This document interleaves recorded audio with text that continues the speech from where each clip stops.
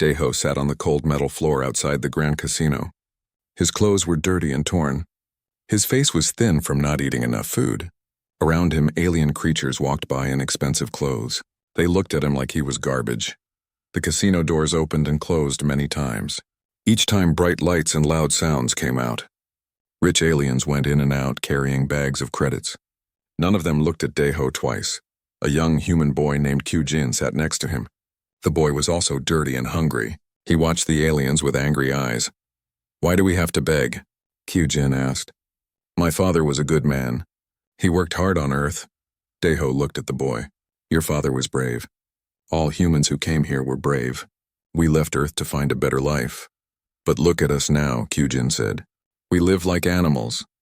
Daeho put his hand on the boy's shoulder. "Things will change. Be patient." A group of tall, blue-skinned aliens walked out of the casino. They were Zephyrians. They ruled this part of space. The one in front was very rich. His name was Vorthak. He wore gold clothes and had many shiny things on his arms. Vorthak had just won a big game inside. He was very happy. His friends were talking loudly about his win. They spoke in their own language, but Daeho understood some words. "Another easy victory," Vorthak said in the common language. "These other species are so stupid. They cannot think like us." His friends laughed. They agreed with him.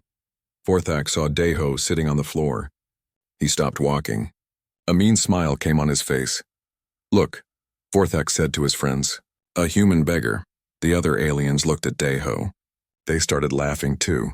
"Humans," one of them said. "The most useless species in the galaxy." "They cannot even feed themselves," another one said.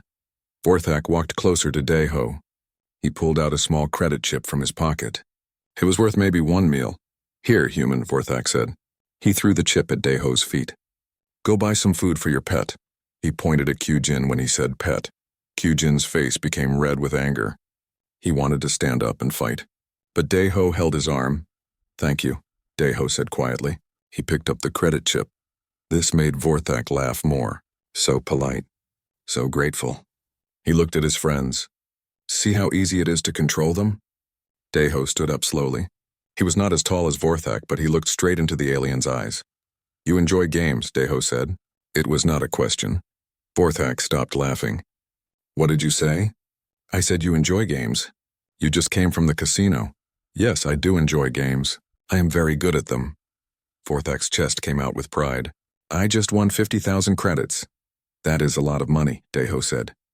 "You must be very smart." "I am the smartest Zephyrian on this station," Vorthak said. "Maybe the smartest in the whole sector." Daeho nodded. "I believe you." He held up the credit chip. "This is 1 credit. Yes, what about it? Would you play a game with me for it?" Vorthak's eyes went wide. Then he started laughing very hard. His friends laughed too. Other aliens nearby heard the noise and came to see what was happening. "Did this human just challenge me to a game?" Vorthak asked his friends. "I think he did," one of them said. "A human wants to play against a Zephyrian," another one said. "This is the funniest thing I have heard all day." More aliens came to watch. Soon there was a big crowd around them. "Human," Vorthak said, still laughing. "Do you know who I am? I have won games against the best players in the galaxy. I have more credits than your whole species put together." "I know," Daeho said. "But I have this 1 credit chip. And I am hungry." "Play for food?" Vorthak said with a mean smile. "Is that what you want?" Daeho looked at him for a long moment. Something changed in his eyes. They became harder, stronger. "Deal," Daeho said. The crowd became quiet. Even Vorthak stopped laughing. "You are serious," Vorthak said. "Yes." Vorthak looked around at all the aliens watching. He could not say no now. If he did, they would think he was afraid of a human beggar. "Fine," Vorthak said. "We will play. But not for 1 credit. That is too small. What do you want to play for?" Daeho asked. "If I win, you leave this station. You and your pet. You never come back." Kyujin made a small sound of fear. If they left the station, they had nowhere to go. They would die in space, and if I win? Daeho asked. Vorthak laughed again. "You will not win. But if you do, I will give you 10,000 credits." The crowd made surprised sounds. 10,000 credits was a lot of money. It could buy food for many humans for a long time. 20,000, Daeho said. "What? 20,000 credits. And you let all humans on this station work in the better jobs. Vorthak's face became red with anger. You ask too much, Beggar. Then you are afraid, Deho said quietly. The words hit Vorthak like a punch. The other aliens heard it too. Some of them made small sounds of surprise. No one called a Zephyrian afraid, especially not a human. I am not afraid of anything, Vorthak shouted. Especially not a dirty human. Then you accept my terms? Vorthak looked around at all the faces watching him. He was trapped. If he said no, everyone would think he was afraid of a human. That would destroy his reputation. Yes, he said through his teeth. I accept. 20,000 credits and jobs for your people. When I win, you all leave forever. Good, Deho said. He put the credit chip in his pocket. Shall we go inside? The crowd followed them toward the casino doors. Aliens were talking excitedly about the strange challenge. Some were already making bets about how fast the human would lose. Kyujin walked close to Deho. Are you crazy? He whispered. What are you doing? Deho looked down at the boy. For just a moment, his tired face showed something different, something that looked like confidence. I am playing for our future, he said quietly. Trust me. As they walked through the casino doors, Deho's eyes moved across the room. He saw the gaming tables, the lights, the rich aliens. He saw everything, but he also saw something else. In the shadows and corners, he saw other humans. They were working as cleaners, servers, and maintenance workers. They were trying not to be noticed. One of them was a woman named Boram. She was cleaning tables, but her eyes were very smart. When she saw Deho, she stopped working for a moment. Another was a man named Haiwan. He was fixing something in the ceiling. He heard about the challenge and looked down. Word was already spreading through the station. The human beggar was going to play against Vorthak. It seemed impossible. But something about the way Deho walked made them hope. Maybe this time would be different. The inside of the Grand Casino was very bright. Gold and silver covered everything. The air smelled like expensive perfume and alien food. Rich creatures sat at tables playing different games. The sounds of winning and losing filled the room. Vorthak walked to the center of the casino like he owned it. Other aliens moved out of his way. The crowd followed behind him and Deho. Everyone wanted to see the strange game between the Zephyrian prince and the human beggar. So, human, Vorthak said loudly. What game do you want to lose at? Many aliens laughed. They thought this was very funny. Deho looked around the casino. He saw many different game tables. Some had cards, some had dice, some had spinning wheels. These were games of luck.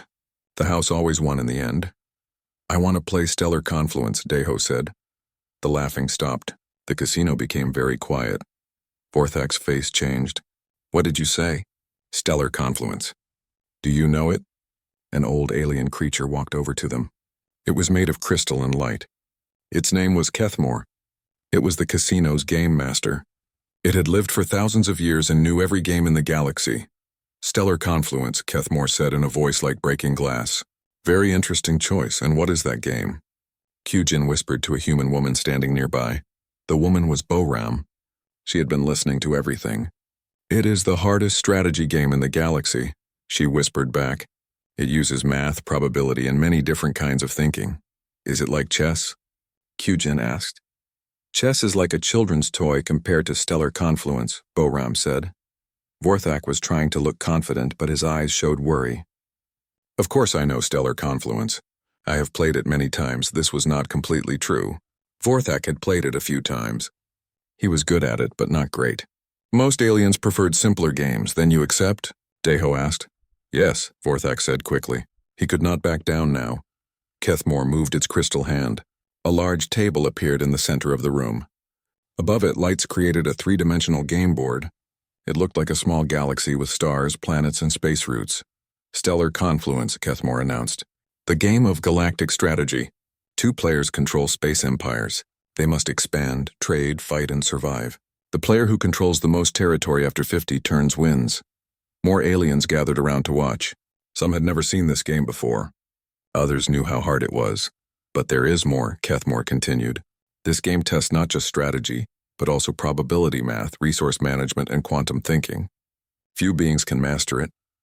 Deho walked to one side of the table. Vorthak took the other side. The holographic board glowed between them. The human goes first, Kethmore said. In the air above the station, Haiwan was working on the communication systems. But he was also listening to the casino through the internal speakers. When he heard about the game, he stopped working. He pressed a button on his tool. It sent a quiet signal to other humans around the station. In the medical bay, a woman named So Young was taking care of sick refugees. When she got the signal, she turned on a small screen. She could see the casino through the security cameras. In another part of the station, a man named Jin Woo was hiding in a storage room. He used to be a human ambassador before the aliens took over. He also got the signal and found a way to watch. All over the station, humans stopped what they were doing. They found ways to see or hear what was happening in the casino. Back at the game table, Daeho studied the board. The rules were complex. Each player started with one home planet and a few ships. They had to explore space, find resources, and build their empire. But the game was much deeper than that. Every move affected probability numbers. Weather on planets could change. Trade routes could be blocked. Enemy empires could attack at any time. Most beings needed years to understand the game well. Daeho made his first move. He sent one ship to explore a nearby star system. A basic opening, Vorthak said with a smile. Very predictable. Vorthak made his move. He sent ships in 3 different directions. It was a more aggressive strategy. The aliens watching nodded with approval. Vorthak was playing like a true Zephyrian, bold and confident. For the next several moves, both players expanded their empires. Vorthak took control of more planets. His territory grew faster than Daeho's. The human is losing already, one alien said. This will not take long, another one agreed. But Boram was watching more carefully. She saw something strange in Daeho's moves. He was not trying to get the best planets. Instead, he was taking planets that seemed less valuable. What is he doing? She whispered to herself. Haywan was thinking the same thing. Through his communication system, he could see the entire game board. Daeho's empire looked weak and scattered, but Haywan knew something about humans that the aliens did not know. Humans were very good at seeing patterns. They could think many moves ahead. In the storage room, Jinwoo was also watching. His eyes grew wide as he recognized something. No way, he whispered. It cannot be. On the game board, Daeho continued making moves that looked random. Sometimes he moved ships to empty space. Sometimes he built things on planets that had no resources. Vorthak was feeling very confident. His empire was much bigger than Daeho's. He had more ships, more planets, and more resources. Human, Vorthak said. You can give up now. I will be kind and only make you leave the station. I will not hurt your pet, Daeho did not answer. He just made another move. Some of the watching aliens started to get bored. The human was clearly losing. This was not exciting anymore, but the humans watching were not bored. They saw something in Daeho's eyes. He was concentrating very hard. He was thinking about something big. Boram moved closer to the table. She was supposed to be cleaning, but no one was paying attention to her anymore.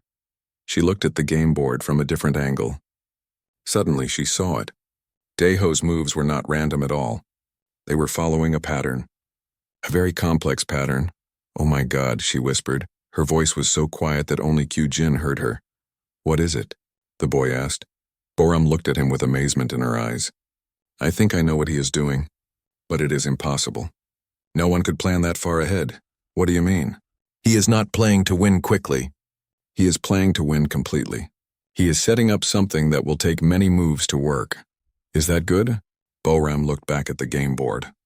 Vorthak was still making aggressive moves. He thought he was winning easily.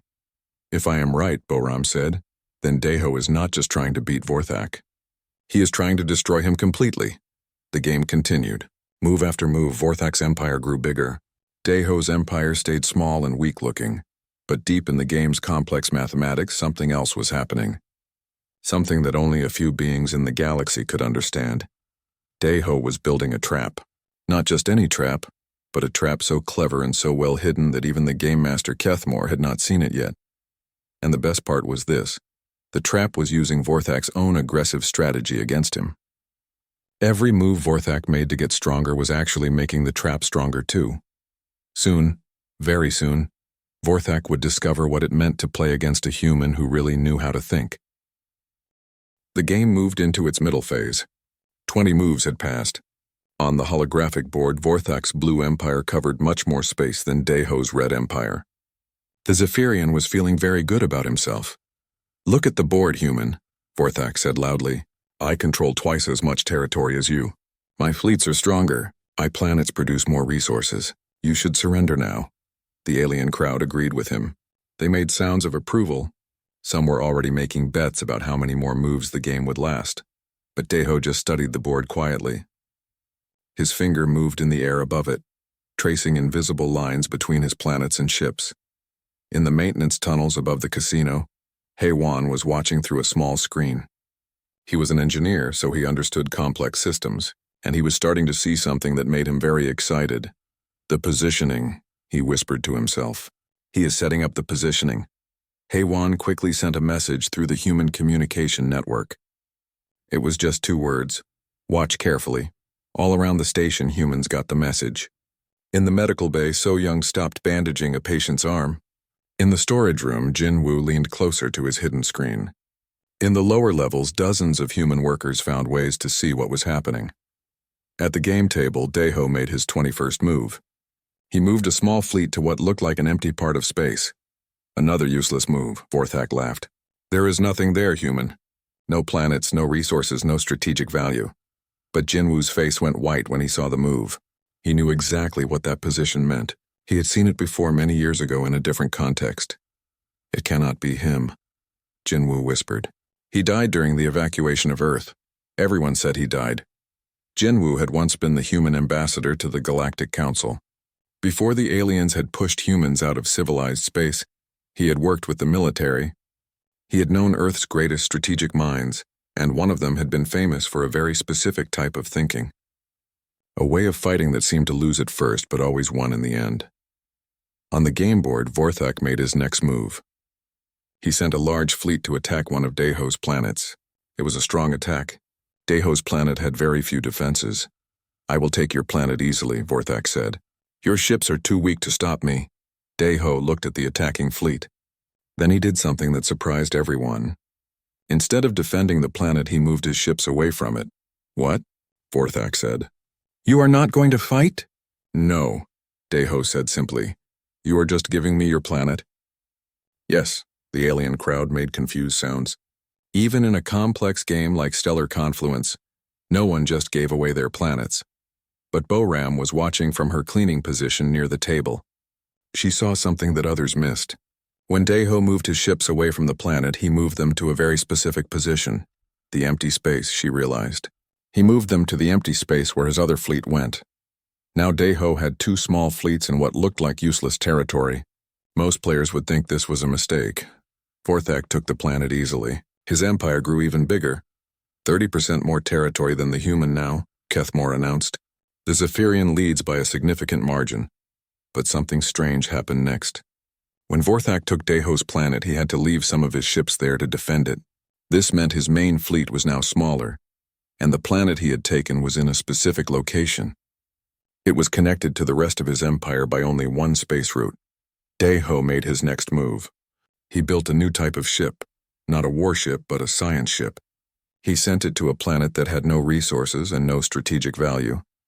"Now you are building science ships?" Vorthak laughed. "In a strategy game? Science ships cannot fight. They cannot take territory. They are useless, perhaps," Deho said, but HFY knew better. Science ships in Stellar Confluence had a special ability. They could discover new space routes between planets. Most players ignored this ability because it took many moves to use. "He is changing the board," HFY whispered. "He is literally changing the rules of the game." In her hiding place, a woman named Min Jung was also watching. She was a linguist who worked in the Alien Communication Center. Her job was to translate between different species. But Min Jung was also very good with numbers and patterns.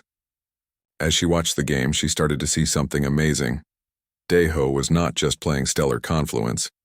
He was playing 3 different games at the same time. He was playing the surface game that everyone could see. But he was also playing a deeper game using probability mathematics. And deepest of all, he was playing a game that used the history of human military strategy. "Hannibal," Min Jung whispered. "He is using Hannibal's tactics." 2,000 years ago on Earth, a general named Hannibal had fought against a much stronger enemy.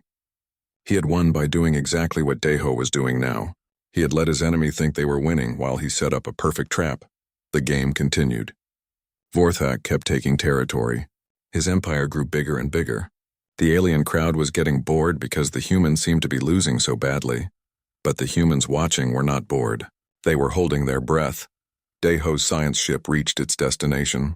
It discovered a new space route, a shortcut between two distant parts of the galaxy. A new hyperspace lane, Kethmore announced. Interesting, but not very useful in the current game state, Vorthak agreed. More useless moves, human. You are delaying your defeat. But Jinwoo was now certain about what he was seeing. Admiral Kim, he whispered. You beautiful crazy genius. The name sent a shock through Jinwoo's memory. Admiral Daeho Kim had been Earth's greatest military strategist. He had planned the evacuation of Earth when the aliens invaded. He had saved millions of human lives. Everyone thought he had died when his ship was destroyed covering the retreat. But what if he had survived?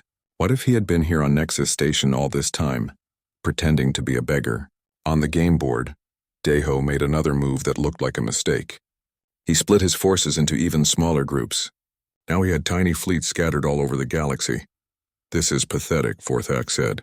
You have no strategy at all. Your forces are scattered and weak. Yes, Daeho agreed. They are scattered, but Boram was counting the positions carefully. Daeho's scattered fleets were not random. They were positioned around the edges of Vorthak's empire. They looked weak individually, but together they formed a pattern. A net, she realized. He is building a net around Vorthak's empire. The Zephyrian could not see it because he was focused on the center of the board, where his empire was strongest. He could not see that Daeho was quietly controlling the edges. And in stellar confluence, controlling the edges was more important than most players realized. Because the edges controlled movement between different parts of the galaxy. Vorthak made his next move. He sent his largest fleet to attack what looked like Daeho's most important planet. It was exactly what Daeho had been waiting for. Attack my planet, Daeho said quietly. Please. Something in his voice made the casino go quiet. For the first time since the game began, Vorthak looked uncertain. What did you say? I said please attack my planet. I want you to. Vorthak stared at him. You want me to attack you? Yes, it will save us both some time. The alien crowd made nervous sounds. This was not normal behavior for a losing player, but the humans watching felt their hearts start to beat faster. They could see it in Daeho's eyes. The trap was ready. It was time for the human to show these aliens what real strategy looked like. Vorthak sent his main fleet to attack Daeho's planet. It was his strongest force. 50 warships against Daeho's 12 defenders. The outcome seemed certain, but as the attack began, something unexpected happened. Daeho activated his science ship's new hyperspace route. Suddenly, 2 of his scattered fleets could move much faster than before. They appeared behind Vorthak's attacking force. What? Vorthak said. How did you get there so fast? The new hyperspace lane, Daeho explained calmly. It connects to your attack route. Now Vorthak's main fleet was caught between Daeho's defenders and his reinforcements. It was still a strong fleet, but it was surrounded. The alien crowd made surprised sounds. This was not what they had expected. A minor tactical advantage, Vorthak said, trying to sound confident. My fleet is still stronger than yours. Yes, it is stronger, Daeho agreed. But strength is not everything. The battle began. Ships fought and exploded in bright flashes of light. Vorthak's fleet was winning, but it was taking heavy damage. While everyone watched the big battle, Daeho quietly made other moves. His small fleets around the edges of the board started to move. They were not attacking anything important. They were just moving to new positions. Boram was still watching from her cleaning job. She saw what the small fleets were doing and her eyes went wide. The supply lines, she whispered. He is cutting the supply lines. In stellar confluence, big fleets needed supplies from their home planets. If the supply routes were blocked, the fleets would become weaker over time. Daeho's scattered ships were moving to block every supply route to Vorthak's main fleet. The Zephyrian was so focused on the big battle that he did not notice the smaller moves. Heywan saw it too. Through his communication system, he sent a message to all the humans on the station. It is happening. The Admiral is back. The message spread quickly through the human network. In the medical bay, So Young smiled for the first time in months. In the storage areas, human workers stopped what they were doing to watch screens. Even children heard about it. A young boy named Wu Jin was hiding in an air vent where he could see the casino. When he heard that the beggar was winning, he could not believe it. "How can a human beat a Zephyrian?" he asked his friend. "I do not know," his friend said. "But look at the board. The human is not losing anymore." Back at the game table, the big battle was ending. Vorthak's main fleet had won, but it was badly damaged. Only 20 ships were left out of the original 50. "I won the battle," Vorthak said, but he did not sound as confident as before. "Yes, you did," Deho said. "But look at your supply routes." Vorthak looked at the board more carefully. His face changed as he realized what had happened. His main fleet was surrounded by Deho's small ships. "They could not get supplies from home. This is impossible," Vorthak said. "When did you move those ships there?" "While you were watching the battle," Deho said. "You were focused on strength. I was focused on position." The alien crowd was no longer bored. They were pressing closer to see the board. Many of them had never seen strategy like this before. "Clever," Kethmore said. The old Crystal Game Master sounded impressed. "Very clever indeed." But Vorthak was not ready to give up. "My fleet can still fight. They can break through your blockade." "They could try," Deho said. "But that would be a mistake." "Why?" Deho pointed to another part of the board. "Because while your main fleet was fighting, I built new ships at my hidden bases." "What hidden bases?" "The planets you thought were useless. The ones with no resources." Deho smiled slightly. "It turns out they were not useless after all." Vorthak stared at the board. The planets that Deho had taken early in the game, the ones that seemed worthless, had been quietly building ships the whole time. Now those ships were ready to join the fight. In the communication center, Minjung was translating the excited talk of alien observers. Many of them were placing new bets. The odds were changing fast. "The Zephyrian is no longer favored to win," she reported to the human network. "Some aliens are betting on the human now." This news made the humans even more excited. When had aliens ever bet on a human to win anything? Back in the storage room, Jinwoo was watching with tears in his eyes. He remembered Admiral Kim from the old days on Earth. The Admiral had always been quiet and thoughtful. He never bragged about his victories. He just won. "Classic Admiral Kim," Jinwoo whispered. "Let the enemy think they are strong, then show them what real strategy looks like." On the game board, Vorthak was trying to save his position. He moved his damaged fleet toward his home territory, but everywhere he tried to go, he found Deho's ships waiting for him. "How are you everywhere at once?" Vorthak demanded. "I am not everywhere," Deho said. "I am just in the right places." The truth was that Deho had been planning this moment since the first move of the game. Every ship he had placed, every planet he had taken, every route he had discovered, it was all part of one giant plan. The alien crowd was getting nervous. Many of them had bet large amounts of money on Vorthak. If the human won, they would lose everything. "This cannot be happening," one alien said.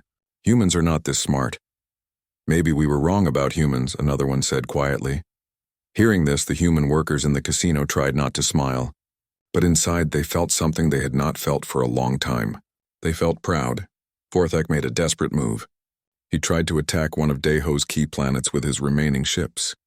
If he could take it, he might be able to change the game. But Deho was ready for this too. The planet looked lightly defended, but it was a trap. As soon as Vorthak's ships got close, more of Deho's forces appeared from hidden positions. "Another hyperspace route," Vorthak said with growing panic. "How many did you build?" "Enough," Deho said. The battle for the planet was quick and brutal.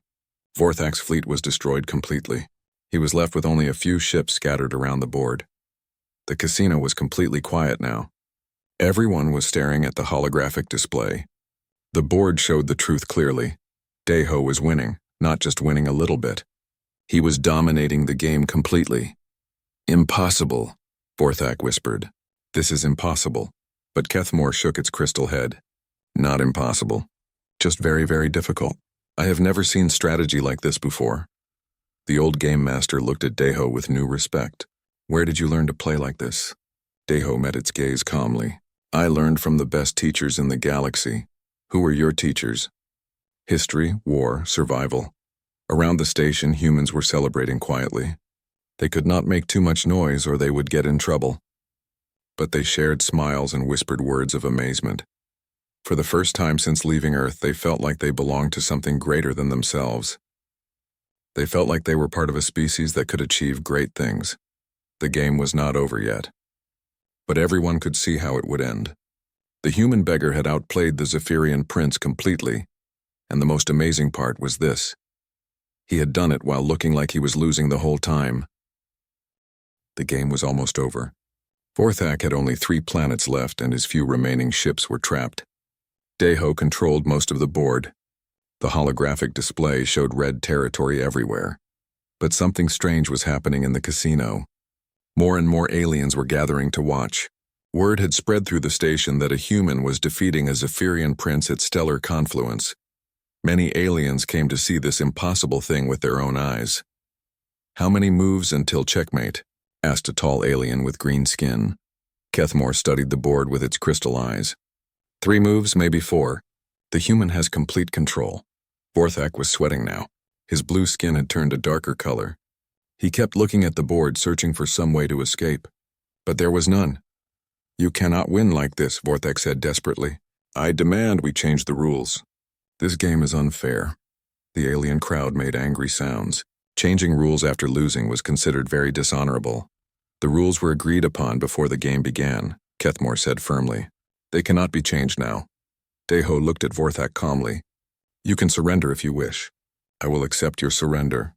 "Never," Vorthak shouted. "I will not surrender to a human beggar." "Then we will finish the game," Deho said. In the medical bay, So-Young was treating a human patient when she got a message from the communication network. The message made her stop working completely. "What is it?" her patient asked. "The beggar," So-Young whispered.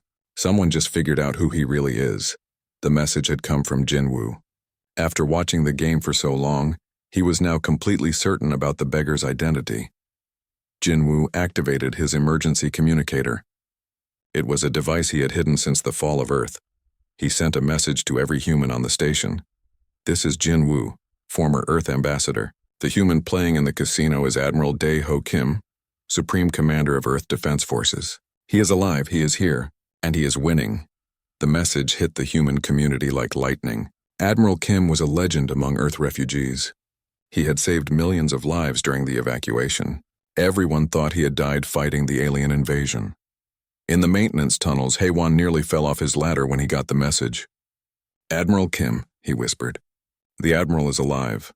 In the lower levels, an old woman named Yoonji was teaching human children about Earth's history. When she heard the news, she started crying. "Children," she said with a shaking voice, "do you remember the stories I told you about Earth's greatest heroes?" "Yes," the children said. "One of those heroes is here. Right now, fighting for us." The children's eyes went wide. They had grown up hearing stories about the brave people who had saved them from Earth. Now one of those heroes was real and close. Back in the casino, Dae-Ho made his next move. It was elegant and simple. He captured Vorthak's second-to-last planet. 1 planet remaining, Kethmore announced. But Vorthak was not giving up. He made a desperate attack against one of Dae-Ho's planets. It was a suicide mission. His ships could not win, but he wanted to damage Dae-Ho as much as possible. Dae-Ho could have destroyed Vorthak's attacking ships easily. But instead, he did something unexpected. He moved his own ships out of the way. "What are you doing?" Vorthak demanded. "Why are you not defending?" "Because I do not need to," Dae-Ho said. Then he made his final move. It was not an attack. It was a simple trade agreement between 2 of his own planets. The moment he made the trade, everything on the board changed. The new resource flow triggered a chain reaction. Dae-Ho's empire suddenly became much more powerful. His fleets grew stronger. His planets became more productive, and Vorthak's last planet found itself completely surrounded by ships that were now twice as strong as before. "Checkmate," Kethmore announced. The casino erupted in noise. Some aliens cheered. Others shouted in anger. Many were simply shocked into silence. Vorthak stared at the board like he could not believe what he was seeing. "How?" he whispered. "How did you do that?" Dae-Ho stood up slowly. For the first time since entering the casino, he looked like something other than a beggar. "You want to know how I did it?" Dae-Ho asked. "Yes. I used the Kane Gambit." "What is that?" "An ancient Earth military strategy. A general named Hannibal used it against a superior enemy. He let them think they were winning while he built a perfect trap around them. Daeho pointed to the board. Your empire was stronger than mine. Your ships were better. Your resources were greater. But you made one mistake. What mistake? You thought strength was the same as strategy. The alien crowd was listening to every word. Many of them had never heard a human speak with such confidence before. I also used the empty fort strategy. Daeho continued. An ancient Chinese technique where you appear weak to hide your true strength. And the supply line doctrine from Earth's global war. And probability mathematics that my species developed over thousands of years. Vorthak's face showed complete confusion. But you are just a beggar. How do you know these things? Daeho looked around the casino. He saw the alien faces staring at him. He saw the human workers watching from the edges of the room. He saw Kyujin looking up at him with amazement. My name is Daeho Kim, he said clearly. Admiral Daeho Kim, Earth Defense Forces. And I have never been just a beggar. The words hit the casino like a bomb. Aliens who knew Earth's history gasped in recognition. Others quickly looked up the name on their personal devices. The Ghost of Earth, one alien whispered. The human who destroyed 3 hegemony fleets during the evacuation. Impossible, another said. He died years ago. I did not die, Daeho said. I came here. I learned about this station, its people, its weaknesses. I have been preparing for this moment for 3 years. He looked directly at Vorthak. You asked me to play for food. But I was never playing for food. I was playing for something much more important. What? The future of my people. Daeho turned to address the entire casino. This game was not about credits or territory on a holographic board. It was about proving that humans deserve respect, that we belong in this galaxy as equals, not as beggars. The casino was completely silent. Even the background music had stopped. For too long you have treated us like animals, Daeho continued. You have given us the worst jobs, the worst living spaces, the worst food. You have told yourselves that humans are stupid and weak. He gestured to the game board. Tonight you have seen the truth. Humans are not stupid. We are different. We think in ways that you do not expect. We plan for futures that you cannot imagine. Many aliens in the crowd looked uncomfortable. Some were angry, but others seemed to be thinking about his words. The terms of our bet were clear, Daeho said to Vorthak. 20,000 credits and better jobs for humans on this station. Do you honor your agreement? Vorthak looked around at all the faces watching him. He was trapped again, just like in the game. If he refused to pay, everyone would know that Zephyrians could not be trusted to keep their word. I honor the agreement, he said quietly. Cheers erupted from the human workers around the casino. They tried to stay quiet, but they could not help themselves. Daeho nodded to Kethmore. Please arrange the credit transfer and employment changes. It will be done, the game master said. There was deep respect in its crystal voice. As the crowd began to break up, aliens were talking excitedly about what they had seen. Some were angry about losing money on bets.